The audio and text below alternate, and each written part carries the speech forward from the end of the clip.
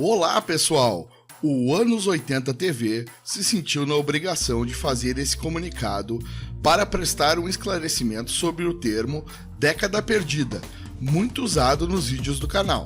Foram tantas as mensagens postadas a respeito, algumas bem ríspidas com relação a essa expressão usada para se referenciar aos anos 80, que realmente decidimos explicar um pouco melhor a utilização desse termo a toda a comunidade do canal. Pessoal, nós não usamos o termo década perdida de forma pejorativa com relação aos anos 80. Jamais faríamos isso.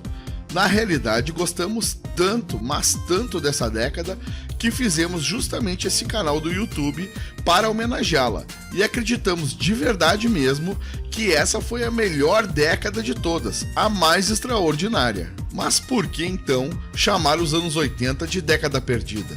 Bem, esse é o apelido dos anos 80 devido à estagnação econômica vivida pela América Latina naqueles tempos, quando se verificou uma forte retração da produção industrial e um menor crescimento da economia como um todo. Para a maioria dos países, a década de 80 é sinônimo de crises econômicas, volatilidade de mercados, insolvência externa e baixo crescimento do PIB. No caso do Brasil, inclusive houve queda. Também alto nível de desemprego, estagnação da economia e índices de inflação extremamente elevados. Houve também perda do poder de compra da população, aumento da dívida externa e do déficit fiscal. Então, para a área econômica, os anos 80 foram um caos. E para quem quiser saber mais um pouco sobre isso, deixo o link da Wikipédia sobre o assunto na descrição do vídeo. Por essa razão, década perdida é o apelido dos anos 80, e não por qualquer outro motivo que seja, pessoal. Entretanto, sabemos que os anos 80 foram os mais extraordinários em vários aspectos. Lá se fizeram coisas que ecoam por mais de 30 anos depois. Então, a chamada década perdida, na realidade, foi culturalmente muito rica.